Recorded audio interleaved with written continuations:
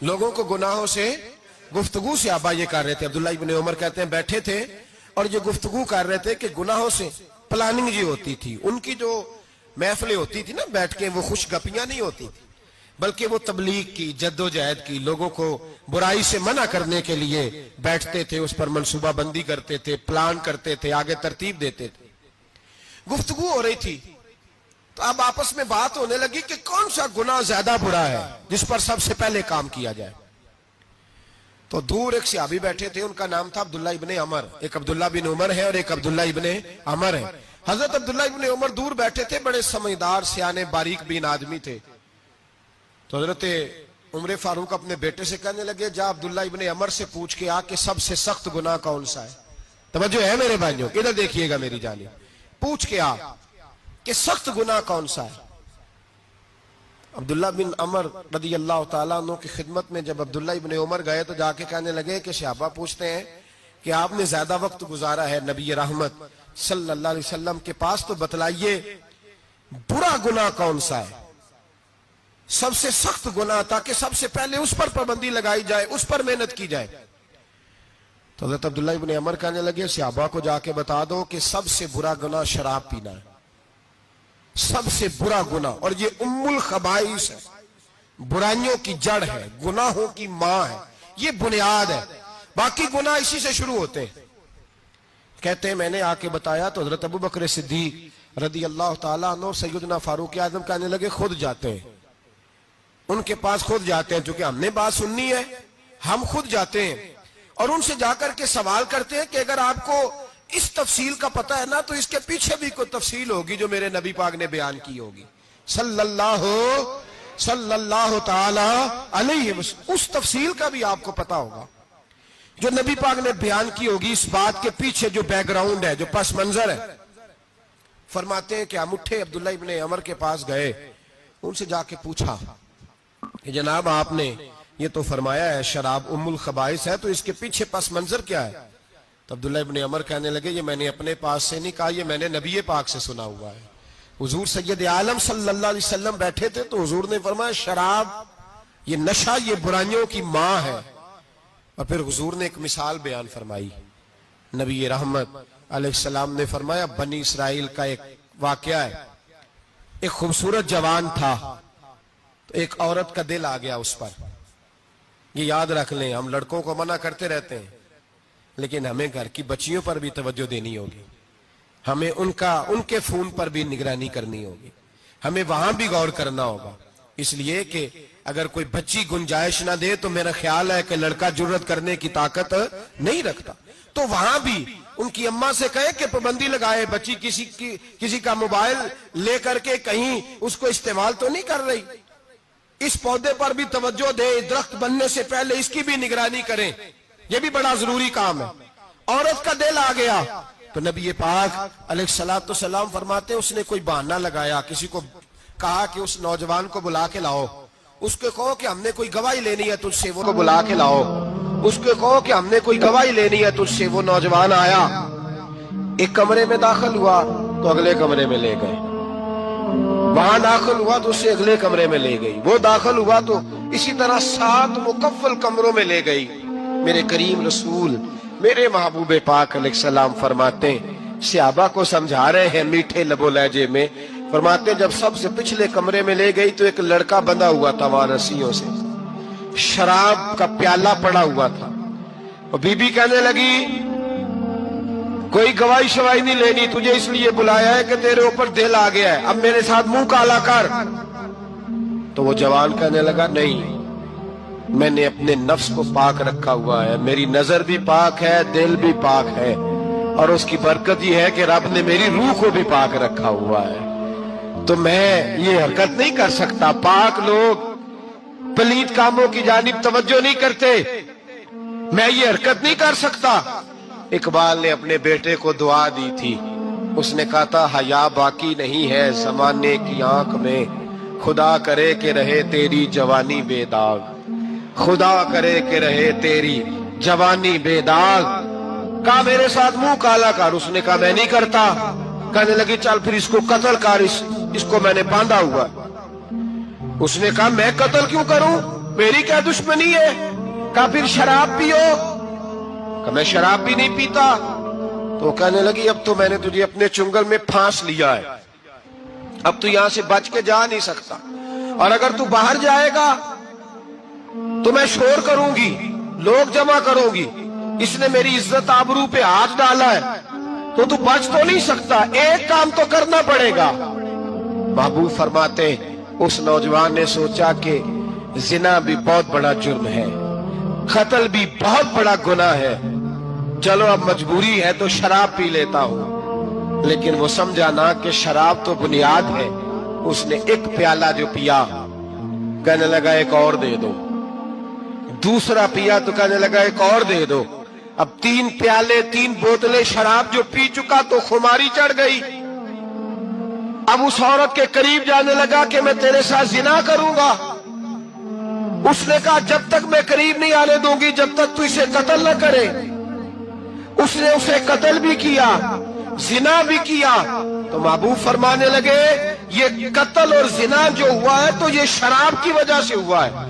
गोया शराब को जुर्म है जो कत्ल भी कराएगी, जो जिना भी कराएगी। और अगर आप नशई को देखें, अगर आप शराबी को देखें, तो क्या वो डकैतियां नहीं करता फिरता, वो चोरियां नहीं करता, वो अपनी ही माँ का जेवर नहीं बेच आता, वो अपनी ही बहन का पड़ा हुआ जहेज नहीं बेच आता, वो अपने ही घर में डाके नहीं डालता, वो अल्लाह के घर मस्जिद में आकर के चोरी नहीं करता।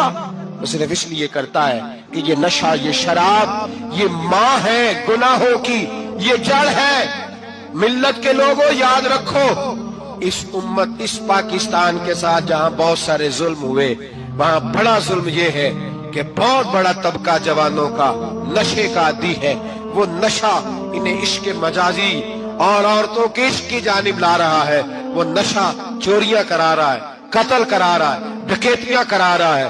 बहुत बड़े जालिमों ने बहुत बड़े हाउस बनाए हुए हैं जिनके अंदर शराब फराम की जाती है, नशा दिया जाता है। मैंने तो ऐसे ऐसे लफ्ज सुने कि इलेक्शन के दिनों में वोट लेने की खातिर सियासतदान इन्हें नशा फराम करते हैं, इन्हें बांध के रखते हैं, रोज तुम्हें पुड़िया मिलेगी, वोट हमें डालना। इतना जुल्म, इतनी ज्यादती, इतना जबर, एक इंसान के साथ खेलना। लौट आओ, पकड़ो इनका दामन, अपने घरों को बचाओ, अपने दोस्तों को बचाओ। जागो जागो उम्मत के लोगों, जागो।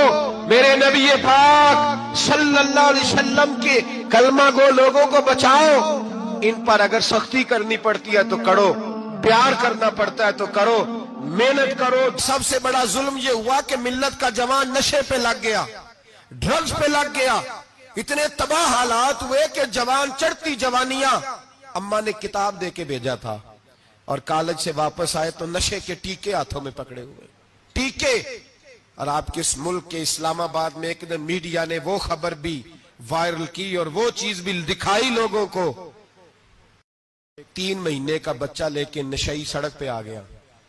उसने कहा मेरा नशा खत्म हो गया, मेरा बच्चा खरीद लो, 2 पुड़ियां दे दो। तो वहां बीबियां जो सुन रही थी वो भी चीखे मार के रो रही थी। ये जुल्म किया इस कौम के साथ, और करप्शन की लानत ने इजाजत दी सप्लाई करने वालों को कि गली गली भेजे, गली गली। इन्होंने कुछ थोड़ा जुल्म नहीं किया इन हुक्मरानों ने। और हमारी ओपोजिशन, उसको न सिर्फ इतना पता है कि ये जाए और हम आए, इससे ज्यादा कोई गर्ज नहीं। भाई करप्शन के खिलाफ निकले हो तुम, नशे के खिलाफ किस दिन निकलोगे? जुए के खिलाफ किस दिन? कौम तो मर रही है नशे से, इसके खिलाफ मैदान में कब आओगे? सिर्फ इतना है कि ये जाए और हमारी बारी आए, इससे ज्यादा कुछ नहीं। जितने मुजरम वो है उतने ही तुम बनते जा रहे हो। इसलिए कि असल बात पर ना वो आते हैं और ना असल बात पर ये आते। भाइयों, मेरे नबी पाक सल्लल्लाहु ताला अलैहि वसल्लम। और एक और तमाशा है, ये मेरे पे अल्लाह का ये एहसान रहा, इसलिए नहीं कि मैं परहेजगार आदमी हूं, नेक हूं, इसलिए नहीं। वैसे ही अल्लाह बाज़ औक़ात असबाब बनाता है, सबब बनाता है। मुझे ना शराब के रंग का पता है, ना उसकी खुशबू का पता है, ना मैंने कभी जिंदगी में देखी है। ये करम है मेरे हजरत साहब का, मैंने नहीं देखी, मुझे नहीं पता कैसी होती है। कुछ बातें मैंने सुनी है। एक महफिल में मैं बैठा था मजलिस में, तो एक शख्स ने कहा खांसी नहीं जाती बच्चे की, दूसरा उसको मशवरा दे रहा है। کھانسی نہیں جاتی، بڑی دوائی، دیسی بھی، فلاں بھی، بڑی کھائی، مشورہ دیا اس کو کہ تو اس طرح کر، اس کو نا شراب کے 2-4 چمچے پلاؤ. کہتے ہیں جی اس کو نا یہ پلاؤ تو صحیح ہو جائے گی. تو میں نے پلٹ کے اس کی طرف دیکھا، میں نے کہا کوئی عقل کر، کیا مشورہ کرنا مولانا، میرا تجربہ ہے. میں نے کہا تیرا تجربہ افضل ہے یا رسول اللہ کا فرمان زیادہ افضل ہے؟ تیرا تجربہ افضل ہے. حضرت ام سلمہ رضی اللہ تعالیٰ عنہ کہتی ہے میں نے عرض کی یا رسول اللہ صلی اللہ علیہ وسلم میری بچی بڑی بیمار ہے، تو مجھے کسی نے کہا ہے یہ تھوڑی سی نشے والی چیز ہے، یہ بنا کے تیار کر کے دو، صحیح ہو جائے گی. بیمار ہے بچی تو یہ نشے والی چیز ہے، اس کو تیار کر کے دو، تھوڑا نشہ ہے. اگرچہ بعض، میں نے شروع میں کہا، بعض لوگ مریض کو، سخت مریض کو ایسی ادویات جو مجبوری بن جائے اس کی گنجائش اور اجازت دیتے ہیں. محتاط علماء تو اس میں بھی بہت ساری چیزیں پہلے بیان کرتے ہیں، لیکن اس نے کہا جی میرا نشہ دینا ہے شفا کے لیے. حضرت ام سلمہ کہتی ہے میرے نبی پاک نے میری طرف دیکھا، میری طرف. تو میں نے کہا یا رسول اللہ آپ کیا فرمانا چاہ رہے ہیں؟ تو نبی پاک نے فرمایا ام سلمہ کبھی ناپاک چیز میں بھی شفا ہوئی ہے، کبھی ناپاک چیز میں بھی، کبھی شراب اور خمر میں بھی شفا ہو سکتی ہے. شفا رب کریم نے رکھی ہے پر شہد کے اندر رکھی ہوئی ہے، شفا اللہ نے رکھی ہے قرآن مجید میں رکھی ہوئی ہے.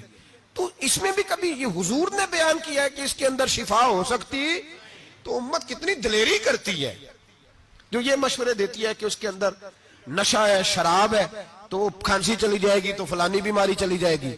نہ آؤ ان چیزوں پہ، نہ اپنے ایمان کو خرابی دو، اور نہ ایسی باتیں کرو جس سے کہ ڈائریکٹ رسول اللہ صلی اللہ علیہ وسلم کے واضح ارشادات کی مخالفت ہو. میرے نبی پاک صلی اللہ علیہ وسلم نے فرمایا. اور پھر کچھ لوگ کہتے ہیں تھوڑی پی ہے جی. اب تو میں تجزیے میں پڑھ رہا تھا کہ ایسی شراب ایجاد ہو گئی ہے، لوگ شراب پیتے ہیں اور وہ مست بھی رہتے ہیں، کار بھی چلاتے رہتے ہیں. کہتے ہیں جی نہیں ہمارا ذہن معاف نہیں ہوا تو یہ والی صحیح ہے، نشہ نہیں لاتی. میرے نبی پاک صلی اللہ علیہ وسلم نے فرمایا جس چیز کی تھوڑی مقدار، زیادہ مقدار حرام ہے اس چیز کی تھوڑی مقدار بھی حرام ہے. جس کی زیادہ مقدار حرام ہے اس کی تھوڑی بھی. تو خمر اور شراب اگر فل پینا جائز نہیں تو تھوڑی پینا بھی جائز، یہ حرام ہے اور حرام تھی اور قیامت تک حرام ہی رہے گی. میرے نبی پاک صلی اللہ علیہ وسلم نے منع کیا اور حضور نے اظہار ناپسندیدگی فرمایا. اور میں 40 دن تو عبادت ہی قبول نہیں ہوتی شراب پینے والوں جب تک سچی توبہ نہ کرے. ایک دن صحابہ بیٹھے تھے سارے، حضرت ابو بکر صدیق بھی تھے، فاروق اعظم بھی تھے، عثمان غنی بھی تھے، ڈھیر ساری تعداد تھی صحابہ کی، سارے تشریف فرما تھے. حضرت عبداللہ ابن عمر رضی اللہ تعالیٰ عنہ حدیث کے راوی ہیں اور مستدرک للحاکم کے اندر، ابن حبان کے اندر یہ روایت موجود ہے. فرماتے ہیں صحابہ نہ بات کر رہے تھے، اور بات یہ کر رہے تھے کہ یار لوگوں کو گناہوں سے کیسے روکا جائے، لوگوں کو گناہوں سے گفتگو. صحابہ یہ کر رہے تھے. عبداللہ ابن عمر کہتے ہیں بیٹھے تھے اور یہ گفتگو کر رہے تھے کہ گناہوں سے پلاننگ جی ہوتی تھی. ان کی جو محفلیں ہوتی تھی نا بیٹھ کے، وہ خوش گپیاں نہیں ہوتی تھی بلکہ وہ تبلیغ کی، جد و جہد کی، لوگوں کو برائی سے منع کرنے کے لیے بیٹھتے تھے، اس پر منصوبہ بندی کرتے تھے، پلان کرتے تھے، آگے ترتیب دیتے تھے. گفتگو ہو رہی تھی تو اب آپس میں بات ہونے لگی کہ کون سا گناہ زیادہ برا ہے جس پر سب سے پہلے کام کیا جائے. تو دور ایک صحابی بیٹھے تھے، ان کا نام تھا عبداللہ ابن عمر. ایک عبداللہ بن عمر ہے اور ایک عبداللہ ابن عمر ہے. حضرت عبداللہ ابن عمر دور بیٹھے تھے، بڑے سمجھدار سیانے باریک بین آدمی تھے. تو حضرت عمر فاروق اپنے بیٹے سے کہنے لگے جا عبداللہ ابن عمر سے پوچھ کے آ کہ سب سے سخت گناہ کون سا ہے. توجہ ہے میرے بھائیوں، ادھر دیکھیے گا میری جانب، پوچھ کے آ کہ سخت گناہ کون سا ہے. عبداللہ بن عمر رضی اللہ تعالیٰ عنہ کی خدمت میں جب عبداللہ ابن عمر گئے تو جا کے کہنے لگے کہ صحابہ پوچھتے ہیں کہ آپ نے زیادہ وقت گزارا ہے نبی رحمت صلی اللہ علیہ وسلم کے پاس، تو بتلائیے برا گناہ کون سا ہے، سب سے سخت گناہ، تاکہ سب سے پہلے اس پر پابندی لگائی جائے، اس پر محنت کی جائے. تو حضرت عبداللہ ابن عمر کہنے لگے صحابہ کو جا کے بتا دو کہ سب سے برا گناہ شراب پینا ہے، سب سے برا گناہ، اور یہ ام الخبائث ہے، برائیوں کی جڑ ہے، گناہوں کی ماں ہے، یہ بنیاد ہے، باقی گناہ اسی سے شروع ہوتے ہیں. کہتے ہیں میں نے آ کے بتایا تو حضرت ابو بکر صدیق رضی اللہ تعالیٰ عنہ سیدنا فاروق اعظم کہنے لگے خود جاتے ہیں، ان کے پاس خود جاتے ہیں، چونکہ ہم نے بات سننی ہے ہم خود جاتے ہیں اور ان سے جا کر کے سوال کرتے ہیں کہ اگر آپ کو اس تفصیل کا پتہ ہے نا تو اس کے پیچھے بھی کوئی تفصیل ہوگی جو میرے نبی پاک نے بیان کی ہوگی صلی اللہ تعالی علیہ وسلم، اس تفصیل کا بھی آپ کو پتہ ہوگا جو نبی پاک نے بیان کی ہوگی، اس بات کے پیچھے جو بیک گراؤنڈ ہے، جو پس منظر ہے۔ فرماتے ہیں کہ ہم اٹھے، عبداللہ ابن عمر کے پاس گئے، ان سے جا کے پوچھا کہ جناب آپ نے یہ تو فرمایا ہے شراب ام الخبائث ہے، تو اس کے پیچھے پس منظر کیا ہے؟ تو عبداللہ ابن عمر کہنے لگے یہ میں نے اپنے پاس سے نہیں کہا، یہ میں نے نبی پاک سے سنا ہوا ہے۔ حضور سید عالم صلی اللہ علیہ وسلم بیٹھے تھے تو حضور نے فرمایا شراب یہ نشہ یہ برائیوں کی ماں ہے، اور پھر حضور نے ایک مثال بیان فرمائی۔ نبی رحمت علیہ السلام نے فرمایا بنی اسرائیل کا ایک واقعہ ہے، ایک خوبصورت جوان تھا تو ایک عورت کا دل آ گیا اس پر۔ یہ یاد رکھ لیں، ہم لڑکوں کو منع کرتے رہتے ہیں لیکن ہمیں گھر کی بچیوں پر بھی توجہ دینی